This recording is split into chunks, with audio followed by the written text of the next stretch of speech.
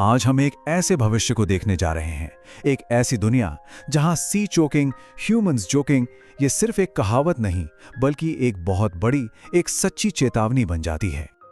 तो कहानी की शुरुआत होती है एकदम शांति से। समंदर बिल्कुल चुप, अपनी गहराइयों में न जाने कितने ही राज छिपाए हुए। लेकिन जानते हैं, उसकी उस खामोशी के पीछे एक दर्द था जो बोल रहा था। हर उठती लहर में ना एक ऐसी पीड़ा थी जिसे कोई सुन नहीं रहा था। मानो लहरें एक दूसरे के कान में कह रही हों एक ही दुख भरी कहानी कि मैं तो कभी साफ सुथरा था, पर देखो मुझे गंदा कर दिया गया। और दूसरी तरफ इंसान, वो बस मुस्कुराकर एक ही बात कहता रहा, अरे कल का कल देखेंगे, आज की कौन सोचता है। और फिर वो दिन आया जब समंदर ने अपनी चुप्पी तोड़ दी।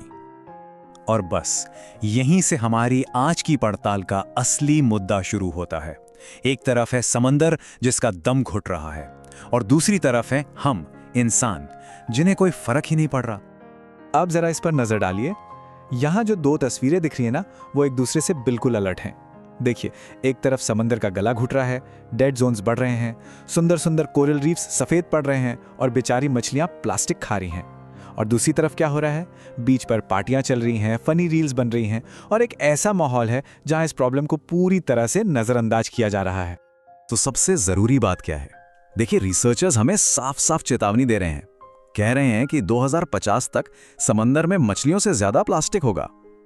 सोचिए जरा, ये कोई मजाक नहीं है, ये एक भयानक सच्चाई है जो बहुत तेजी से हमारी तरफ बढ़ रही है। और इसका असर समुद्री जीवों पर क्या पड़ रहा है? असलियत तो यह है कि कछुए बेचारे प्लास्टिक को अपना खाना मतलब जेलीफिश समझकर निगल रहे हैं। व्हेल मछलियां, उनके पेट से 40 से 60 किलो तक प्लास्टिक निकल रहा है और वो मर रही हैं। जो रंग बिरंगे कोरल रीफ्स हैं, वो अपना रंग खोकर एकदम सफेद हो गए हैं। और डेड जोन्स यानी समंदर के वो हिस्से जहां अब कोई जिंदगी नहीं बची, वो लगातार बढ़ते ही जा रहे हैं। चलिए, अब इस कहानी में एक नया और बहुत ही दिलचस्प मोड़ आता है। यह है एआई का पैराडॉक्स, या कह लीजिए विरोधाभास। और यहां एआई कोई हीरो बनकर हमें बचाने नहीं आ रहा, नहीं, बल्कि वो तो एक आईने की तरह है जो हमें हमारी ही बेवकूफियां, हमारी अतार्किक बातें दिखाएगा। तो सोचिए, एआई की लॉजिकल स्ट्रैटेजी क्या होगी? एआई डेटा देखकर सीधा सीधा कहेगी, भाई प्लास्टिक का इस्तेमाल कम करो। और हमारा जवाब, हमारा बहाना क्या होगा? लेकिन शॉपिंग करने में तो मजा आता है। यह है पहला टकराव, लॉजिक और हमारी इच्छाओं के बीच।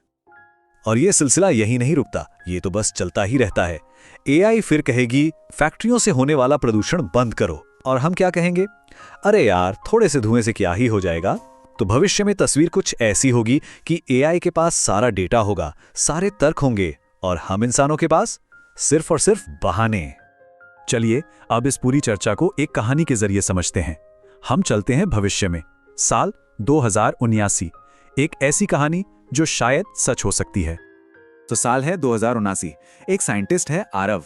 वो अपने एआई साथी नोवा के साथ एक वीरान बंजर समुद्री तट पर खड़ा है। और नोवा, वो उसे बस आंकड़े दिखा रही है, दशकों की इंसानी गलतियों का कच्चा चिट्ठा। वो बताती है कि इंसानों ने एक्शन लेने में 42 साल की देरी कर दी।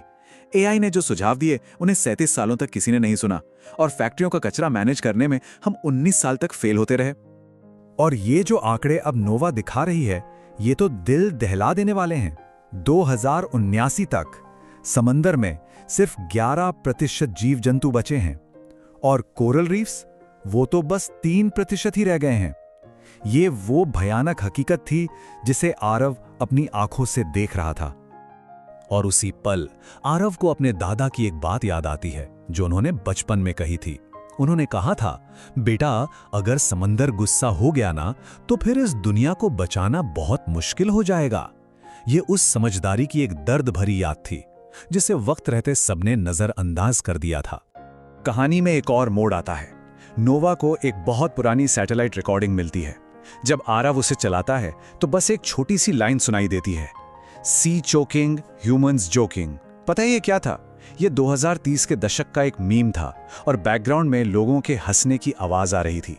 वो लोग उन्हीं चेतावनियों पर हंस रहे थे जो उनके भविष्य की सच्चाई बनने वाली थी। ठीक है, तो अब उस भविष्य की कहानी से वापस आज में लौटते हैं, क्योंकि वो जो काल्पनिक कहानी थी ना, वो आज के साइंटिफिक फैक्ट्स पर ही तो आधारित है। ये वो जगह है जहां साइंस फिक्शन और साइंस फैक्ट एक दूसरे से मिल जाते हैं। और ये देखिए, ये आज की चेतावनियां हैं। ये सब बता रहा है कि आरव की कहानी के हिस्से आज कैसे सच हो रहे हैं। हमारे महासागर बहुत तेजी से गर्म हो रहे हैं।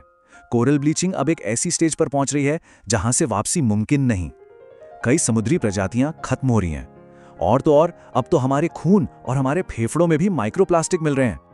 तो अब सवाल उठता है कि क्या सब खत्म हो गया? नहीं, ये कोई निराशा का पल नहीं है, बल्कि ये एक बहुत ही अहम मोड़ है। एक ऐसा पॉइंट जहां से एक अलग, एक बेहतर रास्ता अभी भी चुना जा सकता है। हमें बस अज्ञानता से एक्शन की तरफ बढ़ना है। और ये है वो रास्ता, वो कदम जो हम उठा सकते हैं। सबसे पहले प्लास्टिक का इस्तेमाल कम करें। दूसरा, समंदर को खुद को ठीक करने का मौका दें।